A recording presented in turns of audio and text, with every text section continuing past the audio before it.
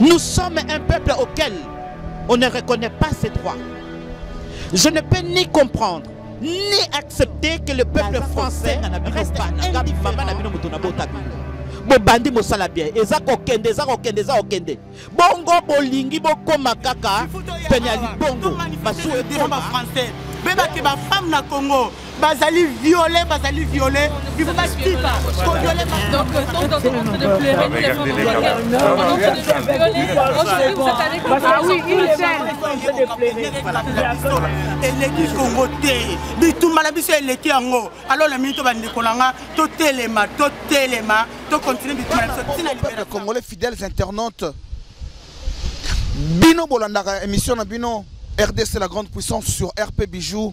Alors je vais commencer d'abord par saluer avec beaucoup de respect à tout le peuple congolais.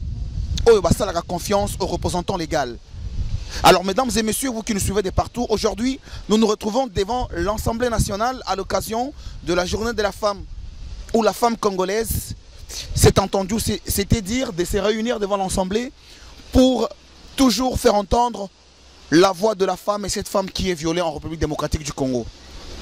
Alors, bana poto ndenge zalaka kaka ba mama balobi lelo bakolobelela makamwango. Et en tant que représentant légal nakutani na mama moko bana poto botika na sabino vérité lelo ko bima polele mama wana lobi azana kanda ya kosakana te alobi mwana nga représentant légal nga mutu na bota yo soki na bota yo tikela nga lela vraiment mikona sans ana loba na lobi mama olingo lobela banani mama lobi papa na lingi na lobela ba combattant Kouloutou die donné à RCK Koutou témoin. Alors le représentant légal tika la maman loba pour bangone babota biso. Safi Elia, Eve, il y a les représentants légaux. Japana, Loriane, Nabundes, Yango Anesoya, Kalamingi te balobi panza yango Allemagne mobimba ba komi kotuna yo ndenge nini masolo ba combattant ne baza kitoko. Alors sans plus tarder, fidèles internautes, je vais passer le micro à cette maman, à notre maman qui va venir là-bas, qui va intervenir. Alors, maman Nabiso, Yewana Sali Koya Banapoto. Alors, maman, bonjour. Bonjour. Maman, pour tous les Congolais qui vont te suivre à cet instant, comment vous vous appelez, maman? Je m'appelle Anne Elongo. Maman Anne Elongo. Nenge bozomo na yona Banapoto zana kanda. Bobangati. Alors, baki akolobako sansa. Maman Anne Elongo. Boni mama na biso. Papa ndenga na ebisi yo na ye na kanda. Kanda ya makambo mibale. Mama loba. Kanda ya liboso ezali ya makambo ndenge eza kotambola na niveau international. Ya liboso yango wana nde présence na ngai liboso ya Assemblée nationale. Kanda ya mibale na makambo ndenge eza koleka na kati ya mosala bana na ngai oyo baza ko mobiliser bipai na bipal bikolo bipai nyonso tout na France o ba bengi bango ba combattant. Bon, po na ngai na ko bandana eloko ya liboso. Na prépara ki mo noti na ngai muke po na message wana ba autorité ya France ba yoka yango. Bana poto mama lobi aye na texte akotanga texte wana toyebi ke ba français balandaka RP Bijou na ndenga ko sakana te. Roger Moussange, Matrix des images, Zoa Mama Zali Kotangela, Maman O Abotayo, Maman Nangai Tanga Batubayo Kayo. Nous demandons au peuple français de faire jouer son droit d'ingérence sur la situation du peuple congolais. Avec 8 millions de morts en 10 ans, la misère est telle que le Congolais ne peut ni manger, ni se soigner, ni assurer l'éducation de ses enfants. Les femmes sont violées tous les jours, 48 heures par heure, d'après les observateurs. Nous sommes un peuple auquel on ne reconnaît pas ses droits. Je ne peux ni comprendre, ni accepter que le peuple français reste indifférent à nos malheurs.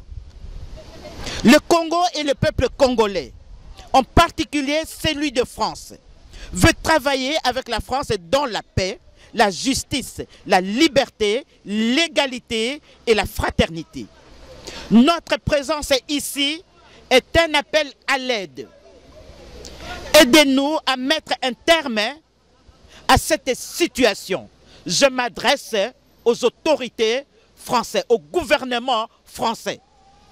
Merci beaucoup bana poto bolandi mama na biso abeteli bino mo discours ya lopoto kasi mama avandisa ki ngai na restaurant kuna le représentant légal soki lelo olekisi ngai te mwana na lakeli yo mabe bana poto na bangi parce que kanda ya mama keba mama na ngai olobaki siko lingi koloba na bavaillant combattant nino lingi koloba nati ke lokaka micro oloba bato bayoka mama.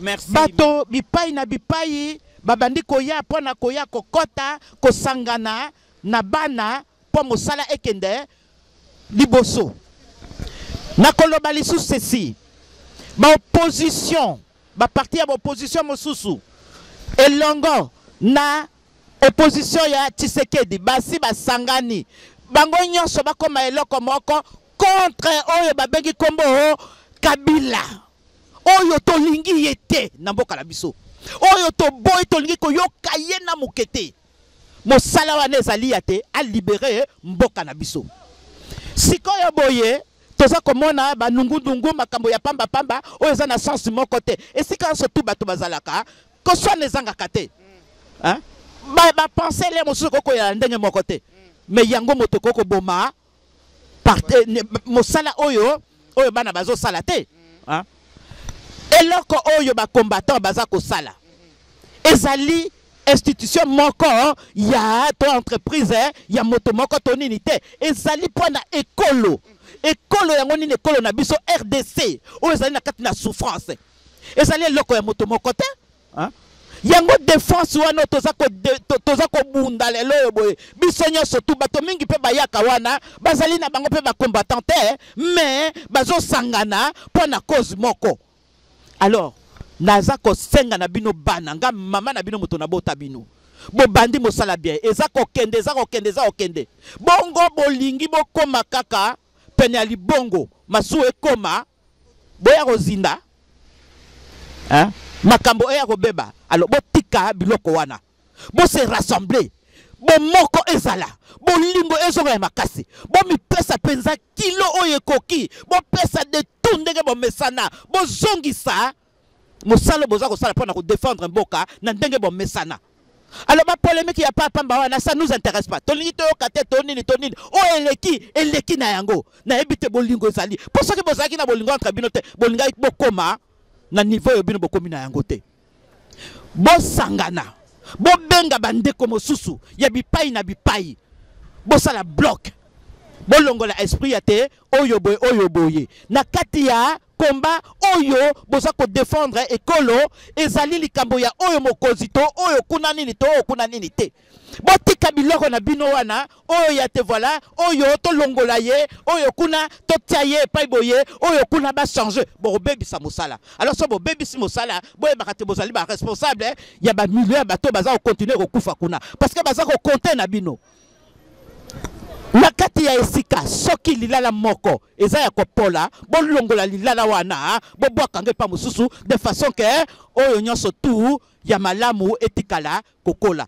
na yebisi bino pe na sengi bino solennellement lelo boyebi ngate na pe na posa boyeba ngate mais étant que mama bo zonga na bo moko bo sala mosala wana bo longola esprit ya te et comme lokola entreprise bo élargir yango ensemble na bandeko bakota bipai na bipai opposition mobimba esangane comme moko force na bino ekozala bo respect bo se respectana mibali bo respecter basi bo respecter mibali. Alors bo longola esprit ya lolendo esprit ya le fundo et comme même bino na eloko moko te on a zalaki na yango posa ko ebisa bino lelo esuka bo se rassembler esuka na yoka sango ke bosongi en force et longo na bande comme soso bakoya lisusu po mboka ezala libérer objectif ya libération ya mboka. Alors totika babiloko ya papa mbawana. Merci beaucoup so bozala mayele boyoka ngai.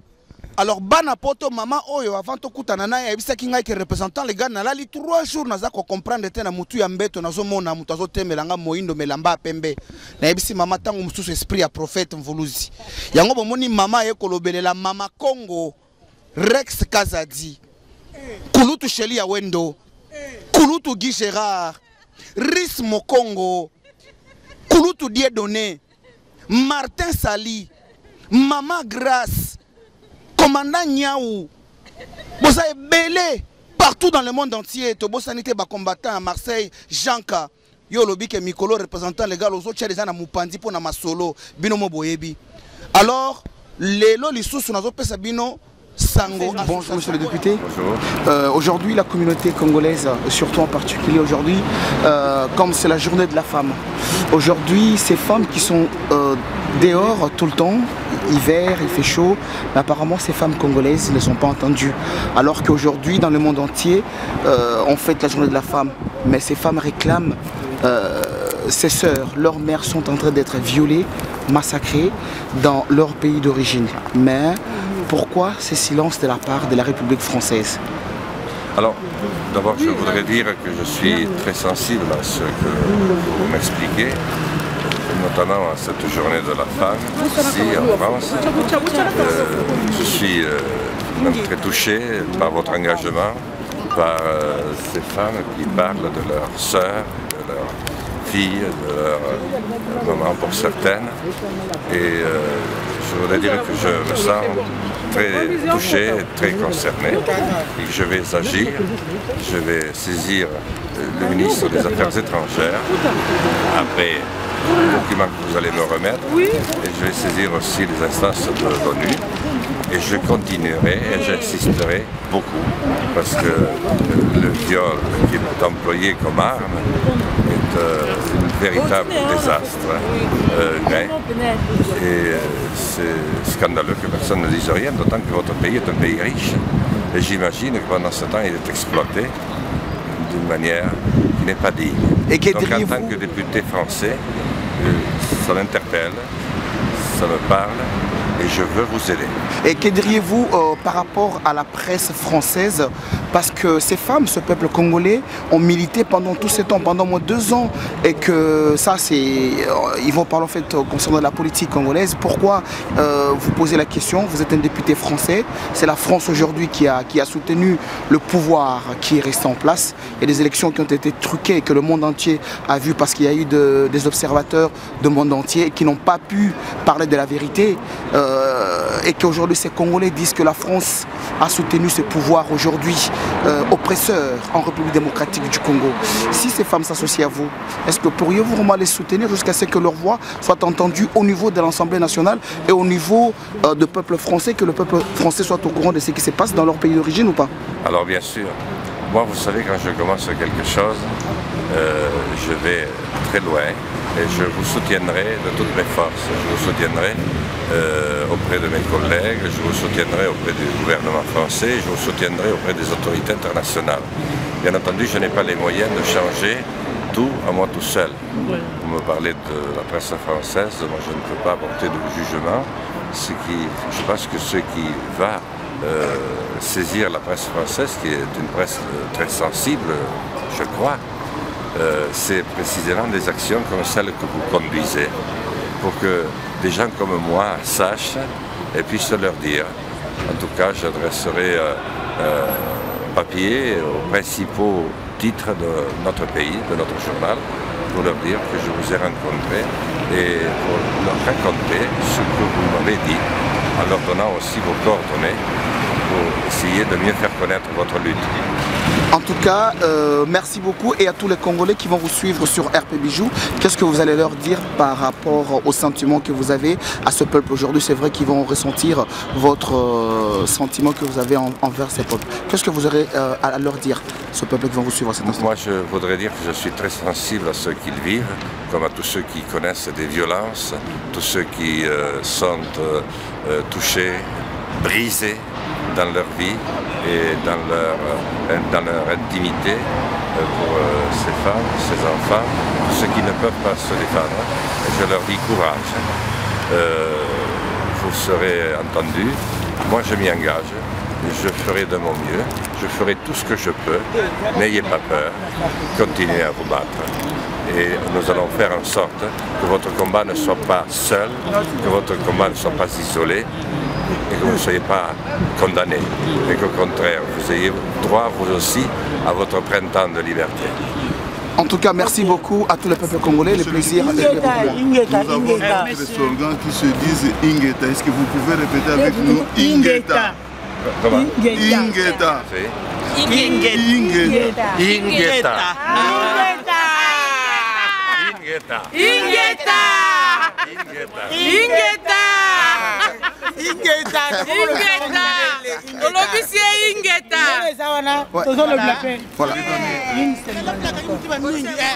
bolobaki na ngai bofungaki na kangi mutima mingi de la pesa tourna bino bata IDPS Monseigneur Mosengo na IDPS ndenge ezana bo sabiso vérité so to bana ko traiter bino ndenge mona bata PPRD doto nokela kimbula mate malili ebetla biso pamba te ndenge za awa donc c'est fini, c'est fini. Merci beaucoup, Banapoto. Mama Congo, mesdames et messieurs, peuple congolais, votre serviteur, le serviteur du peuple congolais, aujourd'hui, à l'occasion de la journée de la femme, c'est-à-dire ces femmes qui sont debout, qui combattent pour le grand Congo, pour la liberté, pour la voix qui n'est pas presque écoutée au Congo. Aujourd'hui, ces femmes qui vivent hors du périmètre, aujourd'hui, elles sont venues ensemble manifester avec ces femmes pour réclamer la voix de la femme.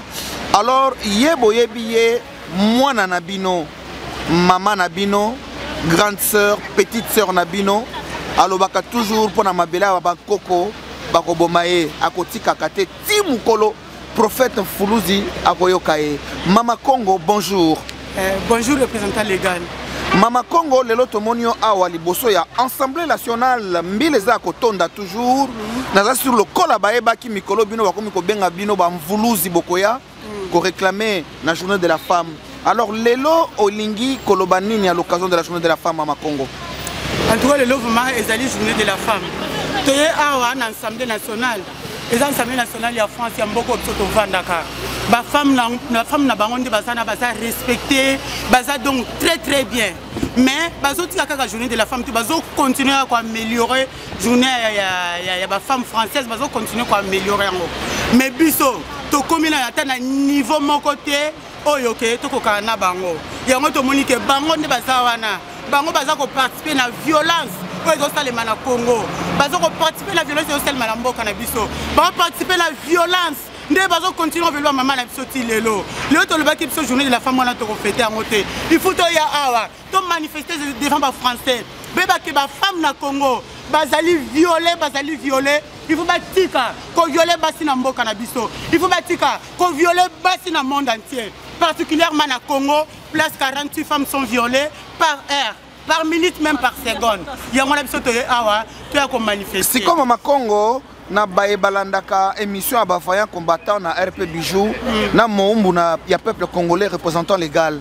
Na baignon so basali kolanda bino na RP Bijou ni no koki koloba na peuple congolais o balandaka yo mwana ya peuple congolais parce que peuple congolais balobaki na loba na yo Mama Congo que soko zali ko bunda ezali nde pona peuple congolais pona bato mususu te kasi loba po peuple yango bayoka basepela masolo etambola omoni représentant légal yo moko yebi ngai naza Mama Congo naza mama moko ozali na kati ya mama congolaise ndenge za abitumba la mse ezali pona ko libérer Congo bitumba la mse ezali pona ko silisa viol na Congo yango la minute ndenge za na tuna peuple na biso na tuna bandeko nanga bolembi benini likambo eye ko sala eye vague mobo eya epanza biso est-ce que likambo leki Congo likambo leki Congo likambo leki Congo te ngala vai na vandi na lobaki nazo bunda pona libération ya Congo nazo bunda pona stop au viol na telemi peuple congolais bolobaki combattant jusqu'à la mort peuple congolais bolobaki toko bunda tina libération ya Congo Congo na de se libérer te bande